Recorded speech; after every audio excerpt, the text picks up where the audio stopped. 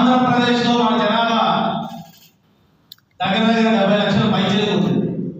కానీ మనకు మనమే లేదా కొన్ని రాజకీయ పార్టీలు వాళ్ళు చెప్పే అబద్ధాలు కావచ్చు, లేదా కొన్ని కులాలు కొంతమంది మేధావుల ముసుగులో ఉండే టీవీ యాజమాన్యాలు మన రెడ్లను 10 లక్షల మంది ఉన్నారనో 20 లక్షల మంది ఉన్నారనో అనవసరంగా మన జనాభాను తగ్గించి మనకు అన్యాయం చేస్తున్నారు. మొదట ఈ విషయాల మీద అవగాహన తెచ్చుకోవాలి. మన ఆంధ్రప్రదేశ్ రెడ్డి సంఘం సభ్యులంతా కూడా మన జనాభా ఈరోజు ఆంధ్రప్రదేశ్ రెడ్డి సంఘం తరఫున ప్రభుత్వాలకి మేము చెప్తానే ఉన్నాం. ఏ రాష్ట్ర ప్రభుత్వం అయినా కానీ లేదా కేంద్ర ప్రభుత్వ సారథ్యంలో కానీ ధైర్యంగా మీరు కులగణన సర్వే నిర్వహించండి. ఎప్పుడు అర్ధరాత్రిలో కులగణన సర్వే చేసేది కాదు. ప్రజలందరికీ తెలిసే విధంగా నీది ఏ కులం, నువ్వు ఎవరివి అని ధైర్యంగా అడిగే ఏదైతే కులగణన సర్వే ఉందో అది నిర్వహించండి. మా జనాభా 70 పైనే ఉంటుంది తప్పితే తక్కువ ఉండాలని ఈ సందర్భంగా తెలియజేసుకుంటాం. కాబట్టి మన జనాభాను ఎక్కడ తగ్గించే ప్రయత్నం ఎవరు చేసినా వారికి గట్టిగా మనం సమాధానం ఇవ్వాలి. రెండో విషయం, మనం ఏ రాజకీయ పార్టీలకి తొత్తుగా వ్యవహరించాలి. ఈరోజు ఆంధ్రప్రదేశ్లో ముఖ్యంగా చెప్పుకుంటే అన్నట్టుగా భావించకండి, ఓపెన్గా రెడ్లందరికీ తెలియాలి, ప్లస్ మన ఆంధ్రప్రదేశ్ రెడ్డి సంఘంలో ఉండే వాళ్ళకి కూడా తెలియాలి. కాబట్టి నేను కొన్ని విషయాలు డైరెక్ట్గా మాట్లాడుతున్నాను. ఒకవేళ నా గురించి నేనైతే తప్పు మాట్లాడదు, కానీ నా గురించి తప్పుగా వాళ్ళ ప్రచారం చేస్తే నాకేం ఇబ్బంది లేదు. ఓకేనా? ఈరోజు ఆంధ్రప్రదేశ్లో రాజకీయ పార్టీలకు తొత్తులుగా రెడ్డి సంఘాలు పుట్టగొడుగులో పుట్టగస్తున్నాయి. దానికి చాలా ఉదాహరణలు ఉన్నాయి. ఇదే జిల్లాలో రాష్ట్ర సంఘం అని ఈ మధ్యకాలంలో 2 ఏళ్ల నుంచి హడావుడి చేస్తారు. చంద్రబాబు కలవడం తప్పుగా అనుకోకండి, నేను ఏ రాజకీయ పార్టీ గురించి తప్పుగా మాట్లాడను.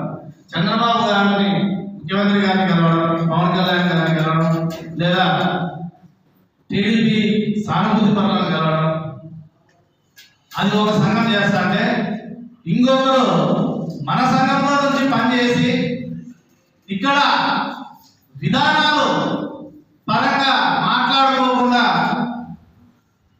ఏదో వాళ్ళ నాయకత్వాన్ని మనం పెంచి పోషించలేదని బయటికి వెళ్ళి కడప జిల్లా వాళ్ళు ఇంకో సంఘం పెట్టినారు. వాళ్ళు జగన్మోహన్ రెడ్డి దగ్గరికి పోయి ఫోటోలు తీసుకోవడం, వైసీపీ నాయకులుగా మీకు చెలామనడం. అంటే ఇవి ఎలా ఉన్నాయంటే రెడ్డి సంఘాలు రాజకీయాలకు అతీతంగా పనిచేయాలి, కానీ ఆ పార్టీకి తొత్తుగా ఈ పార్టీకి తొత్తుగా అనే ముద్ర వేసి రెడ్లను విడగొడుతున్నాయి ఈ రెడ్డి సంఘాలు అనే విషయం కరెక్టే కదా అని ఒకసారి మీ అందరికీ నేను అడుగుతున్నాను. ఎందుకంటే మనం సంఘం ఎందుకు పెట్టేది?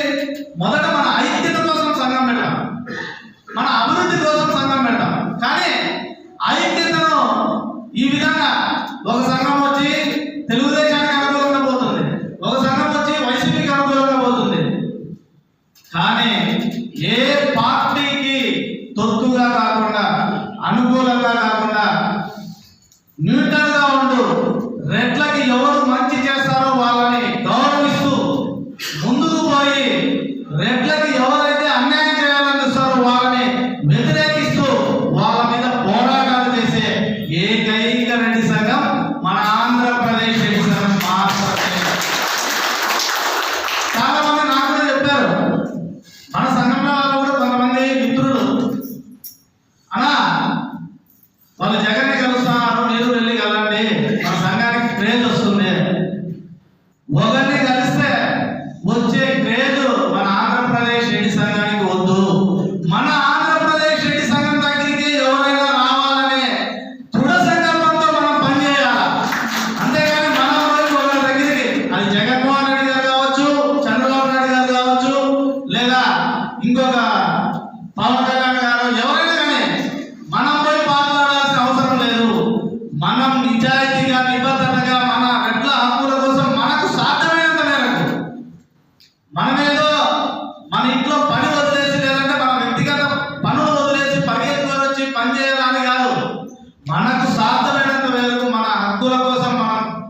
చేస్తూనే మనం నిజాయితీగా ముందుకు పోతే 100కు 200% మన కోసం ఏ రాజకీయ పార్టీ అయినా ముందుకు వస్తుంది, ఏ రాజకీయ నాయకుడైనా ముందుకు వస్తాడు.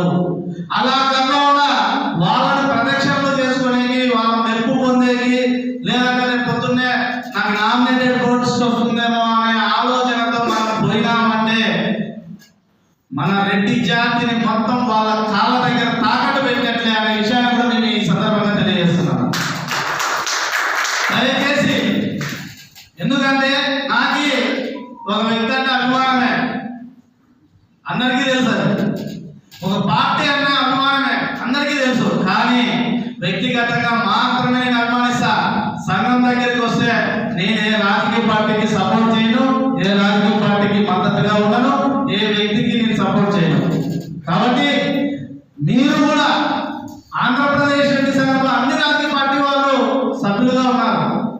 కానీ రాజకీయ పార్టీకి ఆంధ్రప్రదేశ్ రెడ్డి సంఘం ఎప్పుడు సపోర్ట్ చేయబోదు. ఆ ఆలోచన ఎవరన్నా ఉంటే ఇక్కడే తప్పుగా అనుకోదండి.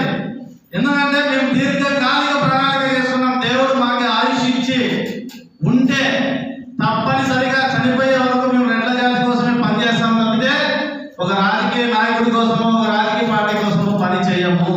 అలా ఆలోచన ఉన్న వాళ్ళు ఎవరైనా ఉంటే దయచేసి మీరు ఒక సభ్యుడిగా ఉండండి, కానీ నాయకత్వం తీసుకుంటానని కూడా ఈ సందర్భంగా తెలియజేసుకుంటున్నాను.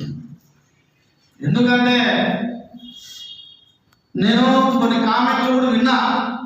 ఇప్పుడు మనం ఎందుకు ఇవన్నీ మాట్లాడుతున్నా అంటే మన సంఘంలో ఏమేమి జరుగుతాయనే విషయాల మీద ఎప్పటికప్పుడు నేను చర్చిస్తుంటాను. బయటికి ఒకవేళ మీకు కనపడకపోవచ్చు, కానీ ప్రతి విషయాన్ని నేను అర్థం చేసుకుంటాను. చాలా మంది తెలుగుదేశం పార్టీకి సంబంధించిన వాళ్ళతో మీరు మాట్లాడుతున్నారు, లేదంటే వైసీపీ వాళ్ళతో మాట్లాడుతున్నారు.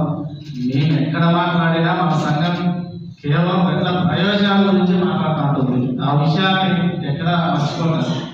కాబట్టి సంఘం వేరు, రాజకీయం వేరు. సంఘం ఎప్పుడూ నిజాయితీగా ముందుకు పోతుంది.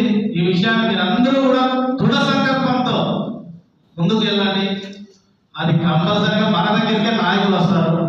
మనలోనే ఈ రోజున ఎంతో మంది, మన ఆంధ్రప్రదేశ్ రెడ్డి సంఘంలోనే ఎంతో మంది విద్యార్థి విభాగం నితిన్ రెడ్డి ఈరోజు వైఎస్ఆర్ కాంగ్రెస్ పార్టీలో జనరల్ సెక్రటరీ అయినాడంటే చాలా గొప్పదనం. అంత ఆశామాషిగా అబ్బాయి వచ్చేసి కరెక్ట్గా 8 years 7 years బ్యాక్ మన రెడ్డి సంఘంలో వచ్చాడు. అప్పుడు ఇంకా ఇంటర్మీడియట్ అబ్బాయి. ఆ రోజు నుంచి పనిచేసి ఒక పక్కన రెడ్డి సంఘానికి సమయం కేటాయిస్తూ ఒక పక్కన రాజకీయం కూడా చేస్తున్నారు. కానీ ఏ రోజు కూడా ఆ అబ్బాయి రెడ్డి సంఘంలో నేను పలానా పార్టీకే అంతా ఈ పార్టీకే మద్దతు ఇవ్వాలని ఎప్పుడు నాకు చెప్పాల. అంటే ఒక విద్యార్థికి అప్పులోకి తెలుసు అవగాహన, సమాజంలో ఏం జరుగుతుంది. అలాంటి వ్యక్తే మన పట్ల, సంఘం పట్ల యాక్చువల్లీ యువకులకే ఆవేశం ఉండాలి. కానీ ఎక్కడా కూడా సంఘం ఈ విధంగా పనిచేయాలని, ఈ విధంగా పనిచేయాలని ఏ రోజు చెప్పాల. అంటే ఒక రాజకీయ పార్టీకి మద్దతుగా చాలా మంది ఏమనుకుంటారంటే, ఈ విషయం కూడా చెప్పాలి, జగత్తగిరి పోయేస్తానే రెట్లంతా మన సంఘంలోకి వస్తారన్న. నాకు అర్థం కాలే, జగత్తగిరికి పోవాలంటే వైసీపీ లేకపోవాలి, కానీ మన రెడ్డి సంఘంలోకి ఎందుకు వస్తారు? కాబట్టి ఆ ఆలోచన మానండి. ఫస్ట్ మనం మన మైండ్ సెట్ మార్చుకోవాలి. మనమే జగన్మోహన్ రెడ్డికి వ్యతిరేకం కాదు. యాజ్ ఒక రెడ్డిగా ఆయన కూడా మనం గౌరవిస్తాం. ఆయన కూడా ముఖ్యమంత్రి కావాలని అభిలాషించే వాళ్ళలో రెడ్లందరూ ఉంటారు, అందులో ఆంధ్రప్రదేశ్ రెడ్డి సంఘం ఉంటుంది. కానీ అలాగని రెడ్డి సంఘాన్ని తీసుకుపోయి ఆయన తొత్తుగానో లేక ఆ పార్టీకి తొత్తుగానో మార్చడం మా వల్ల కాదు. మనం నిజాయితీగా పనిచేద్దాం. వ్యక్తిగతంగా ఏదైనా ఉంటే మీరు రాజకీయంగా ఎదగండి, 100% మేము కూడా సపోర్ట్ చేస్తాం. ఆంధ్రప్రదేశ్ రెడ్డి సంఘం కూడా సపోర్ట్ చేస్తుంది వ్యక్తిగతంగా రాజకీయంగా ఎదగాలనుకునే వాళ్ళు. కాబట్టి మనమందరం కలిసి ముందుకు పోవాలని కోరుకుంటూ, ఇకపోతే మన రెడ్ల సమస్యల మీద గతంలో ఏదైతే ఇప్పుడు కూటమి ప్రభుత్వం ఉందో, ఈ ప్రభుత్వం చేస్తున్న అవలంబిస్తున్న కార్యక్రమాలకు వ్యతిరేకంగా జిల్లా అధికారుల దగ్గరికి కానీ వెళ్ళి వినతి పత్రాలు కూడా అందజేశారు గత 5-6 నెలల కిందట. ఆ సమస్యలు ఏమి? గత జగన్మోహన్ రెడ్డి గారి గవర్నమెంట్ లో రెడ్డి కార్పొరేషన్ అనేది ఏర్పాటు చేశారు. అప్పుడు ఏర్పాటు చేసిన కార్పొరేషన్ కొనసాగింపుగా ఇప్పుడు ఈ ప్రభుత్వం చేయలేదు. ఎందుకో నాకు అర్థం కాలే. మన రెడ్డి రాజకీయ నాయకులను అభిమానించే వాళ్ళు ఈ విషయాన్ని కూడా అర్థం చేసుకోవాలి. ఏమంటే వాళ్ళు పూర్తి క్లారిటీగా ఉన్నారు. రెడ్లు ఎదిగితే, రెడ్లకు మంచి చేస్తే మనకేమో వస్తుంది ఉపయోగం అనే ఆలోచనలో ఉండనే ఉన్నారు. దానికి ఉదాహరణ చెప్తాను. కమ్మ సామాజిక వర్గానికి కార్పొరేషన్ ప్రకటించారు ఈ కూటమి ప్రభుత్వం. అది ఎవరిది? ముఖ్యమంత్రి చంద్రబాబు నాయుడు గారు కమ్మకులు. కాపు కులానికి కూడా ప్రకటించారు. అది ఎవరిది? డిప్యూటీ సీఎం పవన్ కళ్యాణ్ గారు. ఇక ఓసీలలో ఉన్న వైశ్యులకి కార్పొరేషన్ ప్రకటించారు, క్షత్రియులకి కార్పొరేషన్ ప్రకటించారు, అదేవిధంగా బ్రాహ్మణులకి కార్పొరేషన్ ప్రకటించారు. కానీ రెడ్డి కార్పొరేషన్కి ఇంతవరకు పాలక మండలిని నియమించలేదు, ప్రకటించలేదు. ఈ విషయాల మీద మనం చూసాం, 6 నెలలు చూసాం, సంవత్సరం చూసాం. కానీ ఆ తర్వాత మనం జిల్లా అధికారులందరికీ కూడా వినతి పత్రాలు మన ఆంధ్రప్రదేశ్ రెడ్డి సంఘం ద్వారా ఇచ్చాం. అయితే ఇప్పటి వరకు కూడా స్పందన లేదు. మరియు మన పేదల్లో వనభోజనాలు జరిగాయి. ఆ రోజు కూడా ప్రభుత్వాన్ని డిమాండ్ చేశారు వేదిక మీద నుంచి, రెడ్డి కార్పొరేషన్ని ప్రకటించండి, పాలక మండలిని ఏర్పాటు చేయండి, 2000 కోట్లు ఏదైతే మా జనాభా ఉందో ఆ జనాభా ప్రాతిపదికన కాకపోయినా జనాభా ప్రాతిపదికన పోతే మనకి ప్రతి ఏడాది రాష్ట్ర బడ్జెట్లో 10,000 కోట్లకు పైగా కేటాయించారు. కానీ 2,000 కోట్లు మనం అడిగాం, కానీ దాని ఊసు లేదు, ఎక్కడా లేదు.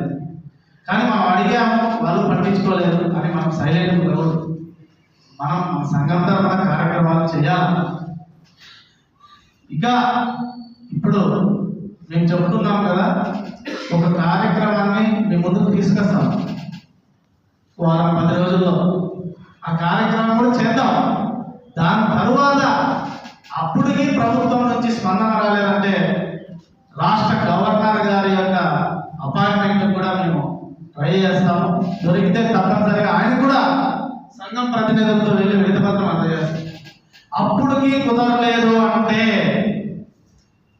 పోరాటాలకి పెట్టిన పేరే ఆంధ్రప్రదేశ్ రెడ్డి సంఘం. మీరు ఎక్కడైనా కానీ ఇక్కడ ఉన్న వివిధ జిల్లాల నుంచి వచ్చినారు, ఎప్పుడైనా కానీ హైవేలో రోడ్లో కూర్చొని 2 గంటల పాటు ట్రాఫిక్ ఆపిన రెడ్డి సంఘం గురించి మీకు ఎవరికైనా తెలుసా? వివిధ జిల్లాల నుంచి వచ్చినారు. ఇక్కడ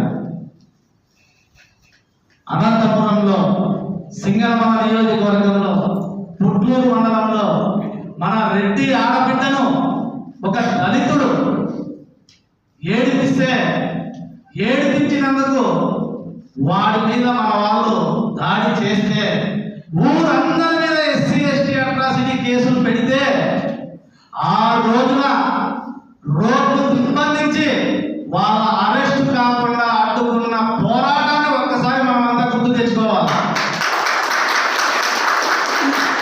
అంతేకాదు చిత్తూరు జిల్లాలో వెదురుకుప్పం, రామకుప్పం, ఏదైతే మన ముఖ్యమంత్రి గారు ప్రాతినిధ్యం వహిస్తున్నారో కుప్పం నియోజకవర్గం, అక్కడ మన రెడ్డి గారి ఇంటి ముందర అదే పనిగా ఉయ్యాలవాడి విగ్రహం పెట్టాలని మన వాళ్ళు ఆలోచన చేస్తున్నారని వాళ్ళు పసిగట్టి అదే పనిగా అక్కడ వేరొకరి విగ్రహం ఏర్పాటు చేయాలని చూస్తే, ఇదే విధంగా ఆ ఊళ్ళో కూడా ప్రతి రెడ్డింటికి తాళం వేసి ఎవరైతే ఆ విగ్రహం పెట్టాలనుకుంటున్నారో SCలు వారికి స్వేచ్ఛనిచ్చి రెడ్ల అందరినీ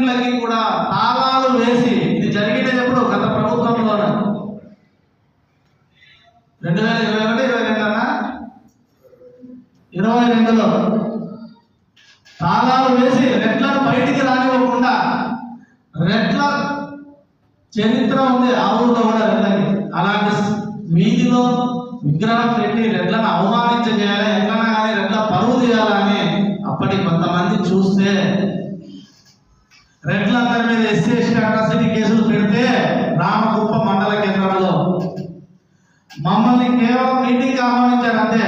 కానీ అదే క్షణంలో మీటింగ్ లో నుంచి వందలాది మందిని రెడ్లను ఆ స్థలంలోకి తీసుకెళ్లి అక్కడ ఉయ్యాలవాడ నరసింహారెడ్డి గారి విగ్రహం పెట్టే విధంగా భూమి పూజ చేసి శిలాఫలకం నాటిన చరిత్ర మన ఆంధ్రప్రదేశ్. వందలాది మంది పోలీసులు వచ్చారు ఆ రోజు. 2 ఏఎస్పీలు, 2 డిఎస్పీలు, 10 మంది సిఐలు, ఎస్ఐలు వచ్చి అడ్డుకున్నా కూడా ఎక్కడ వెనకడుగు వేయకుండా ఆ రోజున మనం అక్కడ శిలాఫలకం నాటా. ఇది రెడ్డి పవర్ అంటే ఎవడొస్తాడో రాండి అని నేను, నాతో పాటు సురేందర్ రెడ్డి గారు, గోపాల్ రెడ్డి గారు, ఆ తర్వాత దామోదర దేవా అన్న, ఇలా ఆ జిల్లాకు సంబంధించిన వాళ్ళు అందరూ గట్టిగా నిలబడ్డారు. ఆ పోరాట పటిమలో ఆంధ్రప్రదేశ్ రెడ్డికి ఎక్కడా కూడా, రెడ్డి సంఘానికి ఎక్కడా పదం లేదు. కూటమి ప్రభుత్వానికి ఇదే వేదికగా హెచ్చరిక కూడా చేస్తున్నాం. చూస్తాం, ఓపుకున్నంత వరకు చూస్తాం. మేము ఇక్కడ చంద్రబాబు నాయుడు రెడ్లకి ఎగిరేసినాన్ని కాదు నాకు ముఖ్యం, ప్రభుత్వాన్ని మేము చూస్తున్నాం. అక్కడ ప్రభుత్వంలో జగన్మోహన్ రెడ్డి అయినా ఉండండి, చంద్రబాబు నాయుడు అయినా ఉండండి, మాకు సంబంధంలా. కొన్ని స్వాతంత్రం కోసం పోరాడింది రెడ్లే. స్వాతంత్రం వచ్చిన తర్వాత ప్రభుత్వాలకి పాఠశాలలు కట్టుకోవడానికి, వైద్యశాలలు కట్టుకోవడానికి, పోలీస్ స్టేషన్లు కట్టుకోవడానికి భూములు ఇచ్చింది కూడా రెడ్లే. అంతేకాకుండా ఏ సమస్య వచ్చినా ఊళ్ళల్లో రెడ్డి ముందుండి నడిపించాడు. ప్రతి కష్టంలో వాడు దళితుడా, బీసీనా, మైనారిటీనా సంబంధం లేకుండా ప్రతి కష్టంలో కూడా రెడ్డి భాగస్వామ్యమై ఉన్నాడు. కానీ ఇప్పుడున్న పరిస్థితులు బాగలేవు.